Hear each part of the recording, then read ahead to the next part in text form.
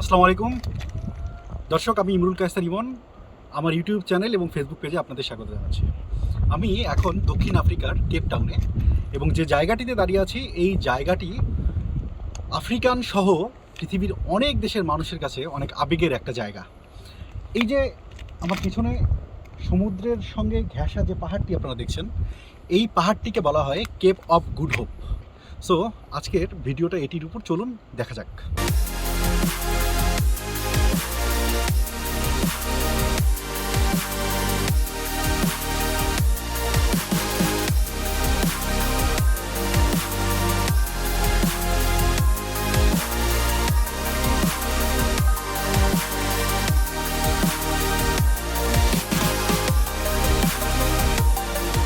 পৃথিবীটা সৃষ্টি থেকেই রহস্যময়, অপরদিকে অপরূপ সৌন্দর্যেও ঘেরা। পৃথিবীর এমন রহস্যময় সৌন্দর্যের মহাস্থান উত্তমাশা অন্তরীপ। এটি গোটা বিশ্বের কাছে একটি জাদুকরী স্থান হিসেবে বিবেচিত, যাকে ইংরেজিতে বলা হয় কেপ অফ গুড হোপ বা বাংলায় উত্তমাশা অন্তরীপ।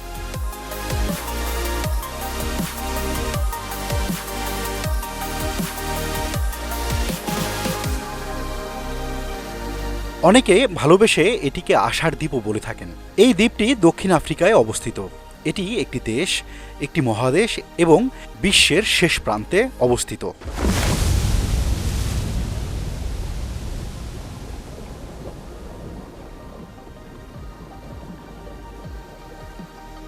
উত্তমাশা অন্তরীপের নাম আমরা সবাই শুনেছি, ছোটবেলায় পাঠ্য বইয়ে পড়ে না বুঝে মুখস্থও করেছি।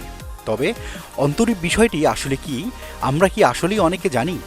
অন্তরীপ হচ্ছে এক ধরনের বিশেষ ভূমিরূপ। ভূগোলের পরিভাষায় ভূপৃষ্ঠের কোনো অংশ ক্রমশ সরু হয়ে সাগরে প্রবেশ করলে সেই সংকীর্ণ অংশকেই বলা হয় অন্তরীপ। পৃথিবীতে যতগুলো অন্তরীপ আছে তার মধ্যে সবচেয়ে বিখ্যাত হল উত্তমাশা অন্তরীপ।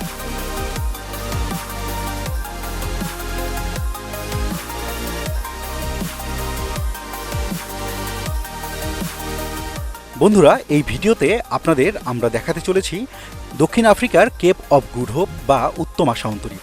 তার আগে আপনি যদি আমাদের ইউটিউব চ্যানেল এবং ফেসবুক পেজে নতুন হয়ে থাকেন তাহলে অবশ্যই সাবস্ক্রাইব এবং ফলো করে আমাদের সাথে থাকুন।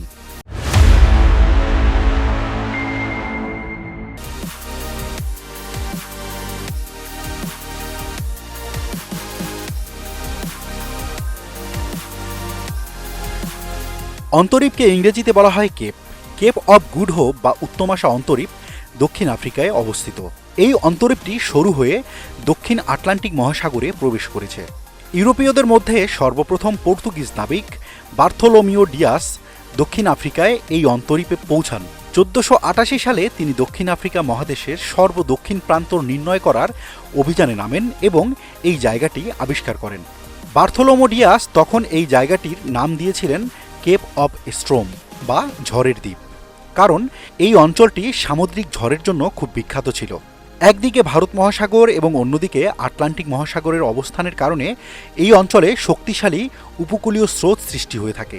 সমুদ্রের উত্তাল তরঙ্গের কারণে এই অঞ্চলটি জাহাজ চলাচলের জন্য ছিল অনেক বিপজ্জনক। তবে সব ধরনের দুর্যোগ উপেক্ষা করে এই সমুদ্রপথ ইউরোপীয়দের বিপুল আশার সঞ্চার করেছিল। অন্তরীপটি অতিক্রম করতে পারলেই ইউরোপীয়রা সমুদ্রপথে ভারত তথা প্রাচ্যে যেতে পারতেন। সেজন্য পর্তুগালের পারফেক্ট প্রিন্স খ্যাত রাজা দ্বিতীয় জন এই অন্তরীপের নাম রাখেন কেপ অব গুড হোপ বা উত্তমাশা অন্তরীপ।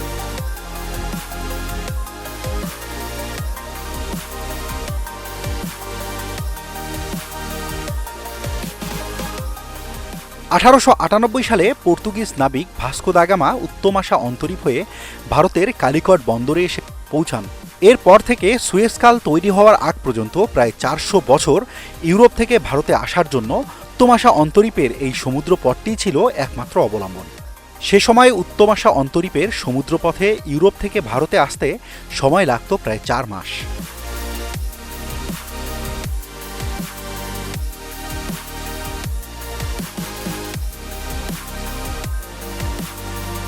উত্তমাশা অন্তরীপ গুরুত্বপূর্ণ হয়ে ওঠার পেছনে প্রধান কারণ ছিল তৎকালীন বিশ্ব বাণিজ্য। তখনকার দিনে আরব বণিকরা ভারতে সিংহল ও দক্ষিণ পূর্ব এশিয়ার অন্যান্য দেশ থেকে মণিমুক্তা, রেশম, সুগন্ধি এবং সবচেয়ে গুরুত্বপূর্ণ পণ্য মশালা সংগ্রহ করে ভূমধ্যসাগরের বন্দরগুলোতে বিক্রি করতেন। ইতালির বণিকরা এসব পণ্য কিনে ইউরোপের বাজারে সরবরাহ করতেন।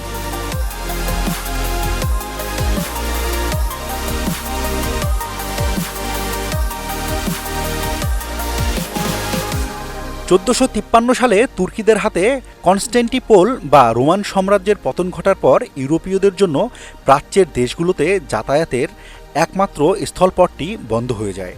তখন ইউরোপের ব্যবসায়ীদের কাছে নতুন জলপথের সন্ধান অতি জরুরি হয়ে পড়ে।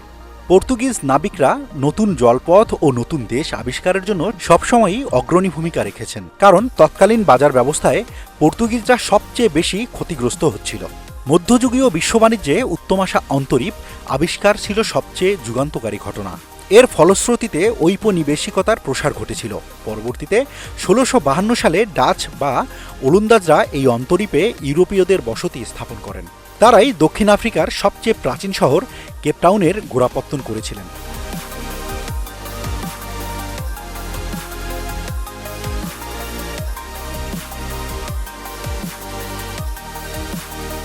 এরপর 1806 সালে কেপটাউন যুদ্ধের মাধ্যমে ব্রিটিশরা উত্তমাশা অন্তরীপ দখল করে নেয়।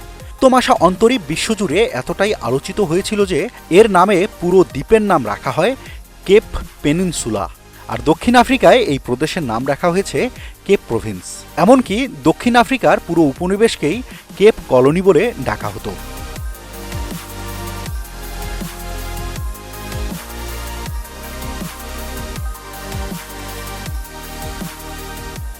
আসসালামু আলাইকুম, আমি কাউসার ইমন। আমার ইউটিউব চ্যানেল এবং ফেসবুক পেজে আপনাদের স্বাগত জানাচ্ছি।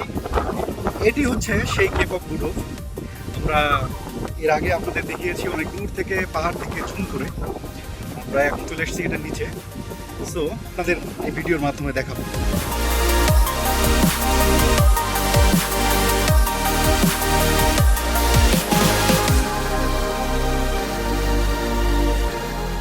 উত্তমাশা অন্তরীপ শুধু ভৌগোলিক, বাণিজ্যিক এবং রাজনৈতিক কারণেই বিখ্যাত নয়, এখানকার প্রাকৃতিক সৌন্দর্য বেশ মনোমুগ্ধকর। এই অন্তরীপের প্রাকৃতিক সৌন্দর্য উপভোগ করতে প্রতি বছর বহু পর্যটক দক্ষিণ আফ্রিকায় ভিড় জমায়।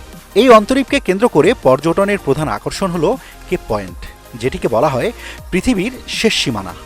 আবার কেউ কেউ বলে থাকেন পৃথিবীর দক্ষিণ ভাগের শেষ সীমানা। কেপ পয়েন্টে দাঁড়িয়ে দুই মহাসাগরের দিগন্ত বিস্তৃত জলরাশি উপভোগ করা যায় খালি চোখে।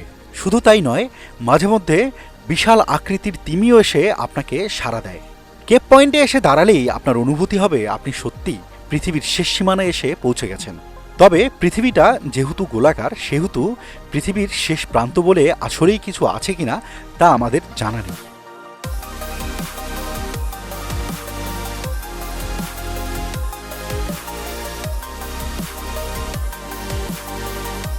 বন্ধুরা, কেপ পয়েন্ট নিয়ে আমাদের আরও একটি ভিডিও রয়েছে, যার লিঙ্ক ডিসক্রিপশন বক্সে দেওয়া রয়েছে। আপনি চাইলে সেই ভিডিওটি দেখতে পারেন। এই ছিল আমাদের আজকের আয়োজন। কেমন লাগলো আমাদের ভিডিওটি আপনার অনুভূতি জানিয়ে আমাদের কমেন্ট করতে ভুলবেন না।